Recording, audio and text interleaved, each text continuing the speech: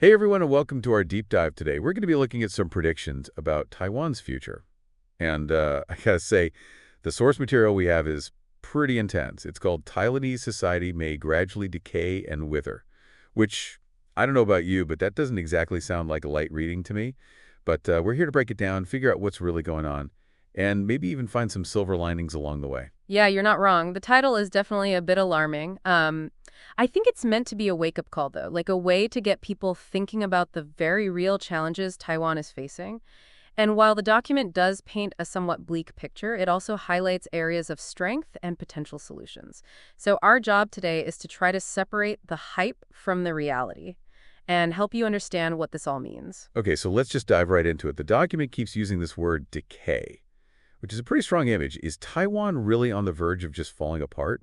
Well, it's not quite that dramatic. The document isn't predicting like some kind of sudden collapse or anything. Instead, it's highlighting a number of trends that, if left unchecked, could lead to a gradual decline in Taiwan's economic and social well-being. It's more like, think of it like slow erosion. You might not notice it day to day, but over time it can have a significant impact. So it's more like a warning about what could happen if Taiwan doesn't adapt and make some changes? Exactly. And one of the biggest challenges that the document identifies is demographics. Taiwan is on track to become what's called a super-age society within the next 10 years, meaning more than 30% of its population will be over the age of 65. Now think about what that means for you personally. Imagine trying to find a job in a market where most of the experienced workers are retiring, or having to support a much larger elderly population, with fewer working-age people actually contributing to the economy. Yeah, that definitely sounds like a recipe for some serious strain on the system. Absolutely. The document paints this picture of what they call an inverted pyramid. You know how the population structure is usually like a pyramid, with a wide base of young people narrowing as you go up the age groups? Right. Well, with an aging population, this pyramid flips, and you end up with a smaller and smaller base of working-age folks, supporting a larger and larger top-heavy population of seniors. The source material actually gives us a ratio, and it's pretty stark. We're talking about going from 5 working-age people supporting each senior citizen today to just 1.5 in a decade. Wow, that's a pretty dramatic shift. I can definitely see how that would put pressure on things like healthcare and elder care. For sure. And on the economy as a whole, the document predicts escalating costs for these services, potential tax increases to try to cover the shortfall, and it even raises the question of whether the government will even be able to fund these programs in the long run. And it's not just about government spending. Consumer demand will shift towards products and services for older adults, which could impact innovation and the types of jobs that are even available in the future. So this aging population isn't just an abstract statistic. It's something that could have a very real impact on everyone's everyday life. Exactly. And it leads to a lot of questions like, how will Taiwan's economy adapt to these changing demographics? Will it be able to create enough jobs and opportunities for a shrinking workforce? Will it be able to fund the social safety net for a growing elderly population? These are all things that you'll need to consider as you plan for your future. Right, so we've got this aging population creating a whole bunch of challenges. But I'm thinking, isn't Taiwan known for its tech industry? Especially semiconductors. Can't that help offset some of these issues? That's a great question, and it gets to the heart of one of the paradoxes that the document highlights. Taiwan is a global leader in semiconductor manufacturing, and companies like TSMC are at the forefront of innovation, constantly pushing the boundaries of what's possible. The document even projects that they could be producing chips at the 1.4 nanometer scale in the near future. But I have a feeling there's a but coming. there is. The document raises this concept called Dutch disease, which basically says that relying too heavily on a single industry, even a successful one like semiconductors, can actually hurt other parts of the economy. Like, imagine if all the best and brightest minds are drawn to the semiconductor sector. What happened to other industries? So it's like putting all your eggs in one basket, even if it's a really fancy high-tech basket. Exactly. And the document outlines some specific consequences of this over-reliance on semiconductors. One is something called the M-shaped society, where the income gap between highly paid tech workers and everyone else grows wider and wider. Think about what that could mean for you. Will you be able to afford a decent standard of living if you're not working in the tech sector? Yikes. Not a great outlook if you're not a tech wizard. Are there other potential downsides to this semiconductor dominance? Definitely. The document also talks about the risk of Taiwan losing its made in Taiwan identity. Like, imagine if Taiwan becomes just a giant high-tech factory, churning out chips for the rest of the world, but not developing its own innovative products and services. What does that mean for the future of Taiwanese businesses and entrepreneurs? It's like becoming a specialist in one very narrow field, but missing out on all the other opportunities out there. Yeah, and then there's the geopolitical vulnerability. What happens if China, for example, becomes self-sufficient in semiconductor production? Or if global demand for these chips slows down, suddenly Taiwan's economic engine could sputter, and the whole country would feel the impact.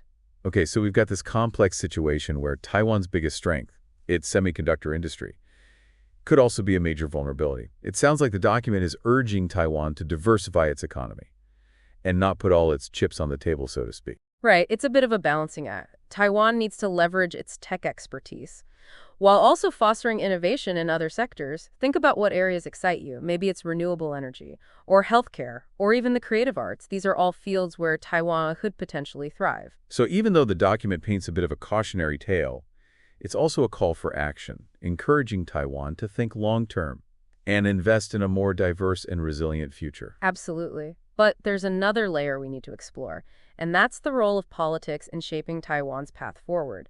Because even with the best economic plans in place, if the political system can't keep up, progress can be slow and frustrating. Ah, yes. The political landscape. Now, this is where I think things get really interesting for the listener. Because from what I've gathered, the document doesn't hold back in its critique of Taiwan's political scene. That's putting it mildly. Political infighting is portrayed as a major roadblock to addressing the challenges we've been discussing, and the document gives some pretty specific examples of how this plays out in the real world. Okay, spill the tea. What kind of political dysfunction are we talking about here? Well, the document points to things like constant policy reversals, where energy plans, education reforms, even economic strategies change with every new administration. It's like the country can't seem to agree on a consistent direction, which makes long-term planning incredibly difficult. So a lack of long-term vision and a whole lot of back and forth. Not exactly a recipe for stability. Nope. And then there's the bureaucratic nightmare. The document highlights how critical infrastructure projects can take 10 to 20 years to complete, thanks to red tape, endless approvals, and a lack of consensus. Imagine waiting decades for a new highway or a high-speed rail line to be built. Ugh, talk about frustrating. And doesn't the document also mention something about young people becoming disillusioned with the political process? Yes, that's a huge concern. The document points to declining voter turnout among young people and the rise of populism, suggesting a growing sense of apathy and distrust in the political system. Now think about what that means. If young people aren't engaged in shaping their future, who will be? That's a sobering thought. But before we spiral into complete despair, is there any light at the end of this political tunnel? Are there examples of political systems that have managed to overcome similar challenges? That's the million-dollar question. The document itself doesn't offer any concrete solutions, but it implies that without significant political reforms, many of the other challenges, the aging population, the economic imbalances, the technological vulnerabilities, will be even harder to address. History does offer examples of countries that have managed to turn things around, to find ways to bridge political divides, and create more responsive and effective governments. The question is, can Taiwan find its own path to reform? Okay, so it's not all doom and gloom.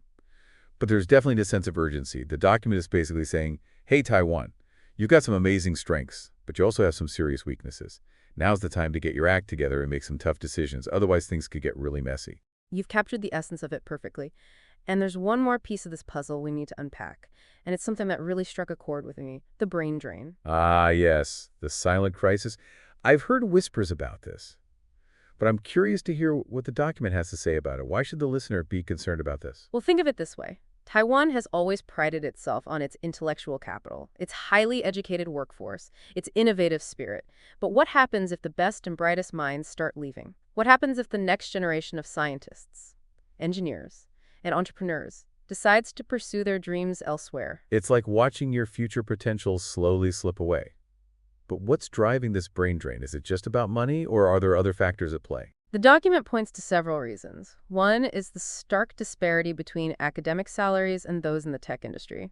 Imagine graduating with a PhD and being offered a starting salary of 50,000 to 60,000 Taiwan dollars per month, while your friend who got an engineering degree is starting at over 100,000 in the tech sector. It's a tough choice to make, especially if you have student loans to pay off. Yeah, that's a significant difference. It makes sense that some people might be tempted to go where the money is, But are there other reasons why young, talented individuals might be choosing to leave Taiwan? Yeah, the document paints a picture of an academic environment that's becoming increasingly challenging. Limited research funding, intense pressure to publish, difficulty securing permanent positions. It can feel like an uphill battle for those who want to pursue a career in academia.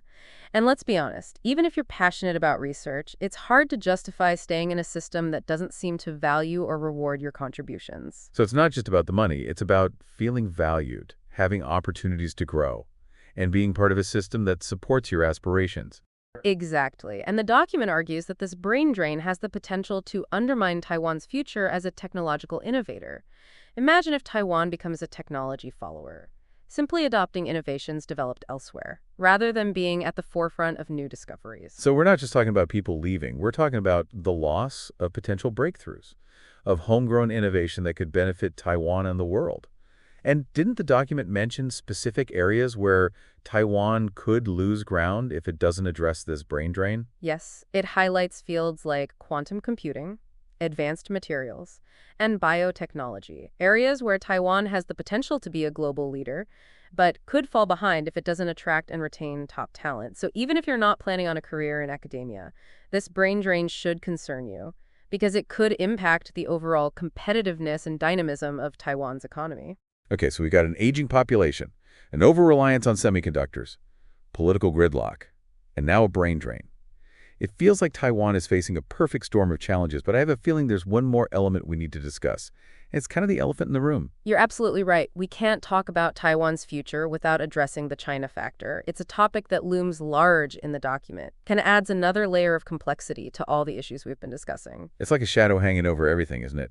And I'm guessing the document doesn't sugarcoat the potential implications of China's growing influence? Not at all. The document is pretty blunt in its assessment of China's rapid technological advancement and what that means for Taiwan. It even suggests a potential timeline for China's semiconductor self-sufficiency, projecting that within the next decade, China could significantly reduce its reliance on foreign chipmakers, including those in Taiwan. Okay, now this is where the geopolitical anxieties and the economic realities really start to collide. What kind of pressure does this put on Taiwan? Well, it creates a strategic dilemma for Taiwan. On one hand, Taiwan has benefited economically from its close ties with China. But on the other hand, as China becomes more technologically advanced and assertive, Taiwan's political dependence on the U.S. for security becomes even more pronounced. It's a delicate balancing act, trying to maintain economic relations with China, while also ensuring your own security and autonomy. Exactly. And the document doesn't offer easy answers to this dilemma. It simply highlights the risks and the potential consequences of each path Taiwan could choose. So we're left with this image of Taiwan navigating an incredibly complex and uncertain landscape. Aging population, economic vulnerabilities, political gridlock, a potential brain drain, and the looming presence of China. It's a lot to take in, and I'm sure our listener is wondering, what does all this mean for the future? Well, that's what we'll be exploring in more detail as we continue our deep dive. We'll be looking at the different scenarios the document outlines for Taiwan's future, examining the choices the government, businesses, and individuals can make to shape that future, and ultimately considering what all this means for you, the listener. Because even though we're focusing on Taiwan, a lot of these challenges, aging populations, technological disruption, geopolitical uncertainty, are things that people all over the world are grappling with. So stay tuned, because what we learn about Taiwan's future might just shed some light on our own. So picking up where we left off, you might be feeling a bit overwhelmed by all the challenges facing Taiwan. But remember, the document we're exploring doesn't just lay out problems, it also offers some potential solutions, and even a few glimmers of hope. Okay, I'm definitely ready for some good news. So what does the document suggest Taiwan can do to navigate this tricky landscape? Well, it emphasizes the need for a shift in mindset, both at the government level and among individual citizens. It suggests that Taiwan needs to move away from this kind of short-term thinking and embrace a more long-term strategic approach to planning for the future. So less reacting to immediate crises and more proactively shaping the kind of future Taiwan wants to create. Exactly, and this involves investing in areas that might not yield immediate returns, but will be crucial for long-term sustainability. Things like basic scientific research, developing renewable energy sources, and fostering a more diverse and innovative economy. It sounds like the document is urging Taiwan to play the long game, to think about what kind of world they want to live in 2030, even 50 years from now, and start laying the groundwork today. Precisely, and that includes addressing some of the social inequalities that we touched on earlier. The document argues that Taiwan needs to find ways to improve working conditions and wages in traditional industries and the service sector, not just focus on the high-tech sector. So it's about creating a more equitable society where everyone has a chance to thrive, not just a select few. Right, and that means investing in education and training programs that equip people with the skills they need for the jobs of the future, not just the jobs of today. It also means thinking about things like affordable housing and access to healthcare, ensuring that everyone has a basic level of security and opportunity. It's a vision of a society that's both economically dynamic and socially just, which sounds pretty good to me. But I'm curious, what about the political side of things? Does the document offer any suggestions for how to overcome the gridlock and create a more responsive government? It doesn't lay out specific policy proposals, but it does emphasize the need for greater civic engagement, especially among young people. It argues that if young people feel like their voices aren't being heard, if they don't believe they have a stake in the future, then apathy and cynicism will only grow. So it's a call to action for the younger generation to step up and demand a better future. Exactly, and it's not just about voting in elections. It's about getting involved in local communities, advocating for policies that align with your values, and holding elected officials accountable for their decisions. It's about recognizing that you have the power to shape the world around you, even if it doesn't always feel that way. Right, and I think that's a message that resonates far beyond Taiwan. We all have a role to play in creating a better future, whether it's in our own communities, our countries, or the world at large. Okay, so we've got this call to action, this emphasis on long-term thinking and civic engagement. But I'm also curious about the specific scenarios the document outlines for Taiwan's future. It's not just offering vague advice. It's actually painting a picture of what might happen based on the choices Taiwan makes. That's right. The document lays out 3 potential pathways, each with a different probability of occurring. And it's interesting because it doesn't just present a black and white view of success or failure. It acknowledges the complexities and uncertainties involved in shaping the future. Okay, I'm intrigued. Let's walk through these scenarios. What's the most optimistic outcome the document envisions? The first scenario, which the document assigns a 20% probability to, is called the Thrive scenario. In this pathway, Taiwan successfully navigates the challenges we've discussed and emerges as an even stronger and more vibrant society. So a Taiwan levels up kind of future. Sign me up for that one. What would need to happen for this scenario to play out? Well, according to the document, several key things would have to fall into place. First, the government would need to make significant investments in basic scientific research, attracting and retaining top talent in academia, and fostering a culture of innovation across all sectors of the economy. So it's about recognizing that true innovation isn't just about making incremental improvements to existing technologies.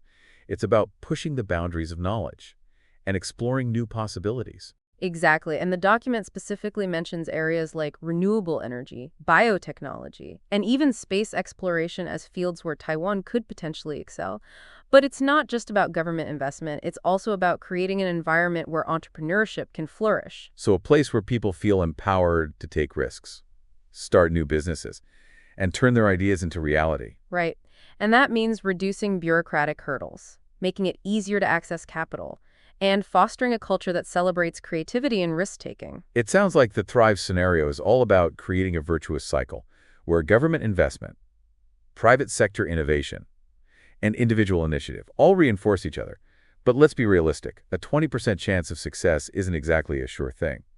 What about the other scenarios? What happens if things don't go quite so smoothly? Well, the second scenario, which the document considers the most likely outcome with a 50% probability, is what it calls the neutral scenario. And as the name suggests, it's a kind of middle-of-the-road outcome, where Taiwan avoids complete disaster, but also doesn't achieve its full potential. So more of a muddling through kind of future. Exactly. In this scenario, Taiwan continues to rely heavily on its semiconductor industry, but the pace of innovation slows, and it becomes more of a follower than a leader in the global tech landscape.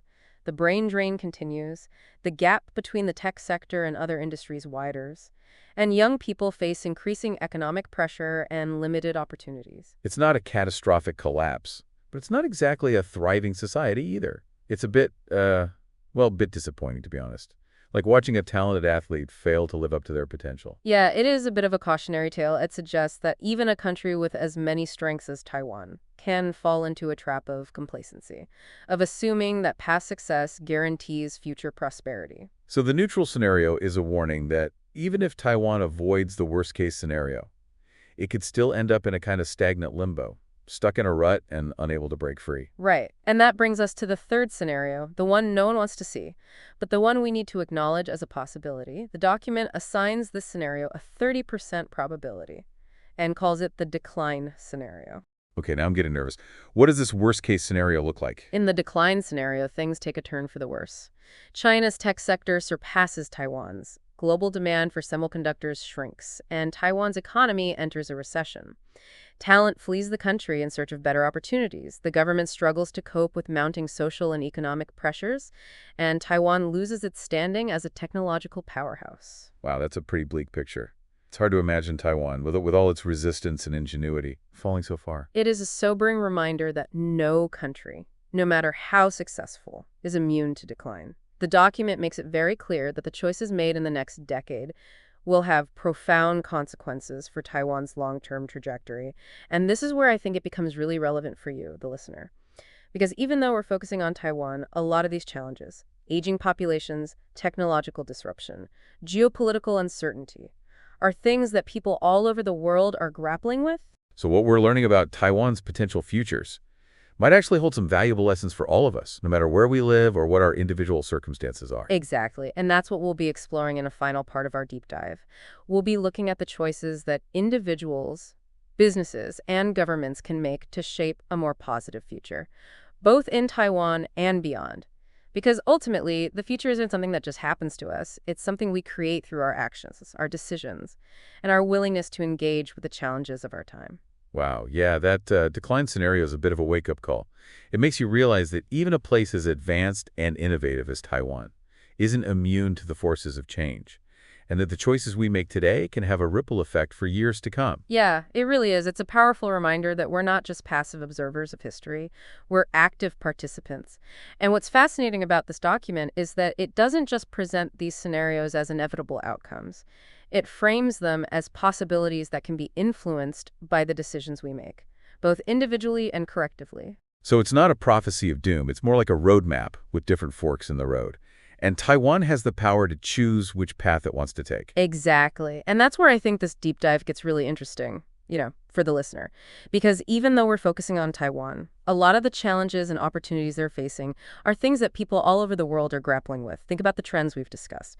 Aging populations, rapid technological advancements, shifting global power dynamics. These are forces that are shaping our world in profound ways, no matter where you live. So what we're learning about Taiwan's potential futures might actually offer some valuable insights into our own lives and the choices we make. Absolutely, and that's what I'd like to focus on in this final part of our deep dive. Let's shift gears from analyzing the problem to exploring potential solutions. What can we learn from Taiwan's experience, and how can we apply those lessons to our own lives? Okay, I'm game. Let's brainstorm. What are some concrete steps that individuals, businesses, and governments can take to create a more positive and sustainable future? Well, at the individual level, I think it starts with a mindset shift. We need to move away from this short-term me-first mentality and embrace a more long-term, community-oriented perspective. So thinking about the kind of world we want to leave for future generations and making choices that align with that vision. Exactly, and that might involve making some sacrifices in the short term, whether it's investing in your education, choosing a career path that aligns with your values, or simply being more mindful of your consumption habits. It's about recognizing that our individual choices have collective consequences, and that we all have a responsibility to contribute to a more sustainable and equitable future. Right, and I think that sense of responsibility extends to the business world as well. Companies need to think beyond just maximizing profits and consider their impact on the environment, their employees, and the communities they operate in. So it's about moving away from this narrow focus on shareholder value and embracing a more holistic view of success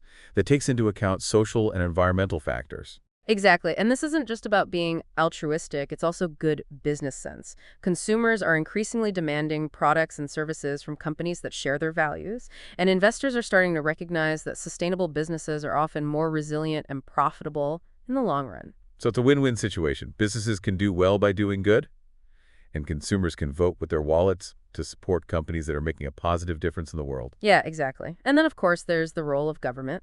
Governments have a crucial role to play in creating an environment that fosters innovation, promotes sustainability, and ensures a basic level of social and economic security for all citizens. So things like investing in education and infrastructure, providing affordable healthcare and housing, and enacting policies that protect the environment and address climate change. Exactly. And this requires a shift in mindset as well, moving away from short-term political calculations and embracing a more long-term strategic approach to governing. It also requires a willingness to collaborate across party lines and work together to solve complex problems. It sounds like the document is calling for a more mature and responsible form of governance, one that recognizes the interconnectedness of our world and the need for collective action to address the challenges we face. Yeah, and I think that's a message that resonates far beyond Taiwan. In a world that's increasingly interconnected and complex, we need leaders who are capable of thinking systemically, collaborating across borders, and making decisions that benefit not just a select few, but all of humanity. So it's not just about Taiwan's future, it's about the future of our planet and the kind of world we want to create for ourselves and future generations. And I think that's a powerful takeaway from this deep dive. We've explored some pretty daunting challenges, but we've also uncovered some inspiring possibilities. We've learned that the future isn't predetermined. It's something we actively shape through our choices, our actions, and our willingness to engage with the complexities of our time. And maybe, just maybe, this conversation has sparked some new ideas, some new possibilities in your own mind. Maybe it's inspired you to think differently about your career, your community, or your role in shaping a better future. Because ultimately, that's what this deep dive is all about, empowering you, the listener, with knowledge, insights, and a sense of agency. We want you to walk away from this conversation feeling informed, engaged, and hopeful about the future, knowing that you have the power to make a difference in the world. And on that note, I think we've reached the end of our journey into the future of Taiwan. It's been a fascinating and thought-provoking exploration, and we hope you've enjoyed the ride. Yeah, thanks for joining us on this deep dive. Until next time.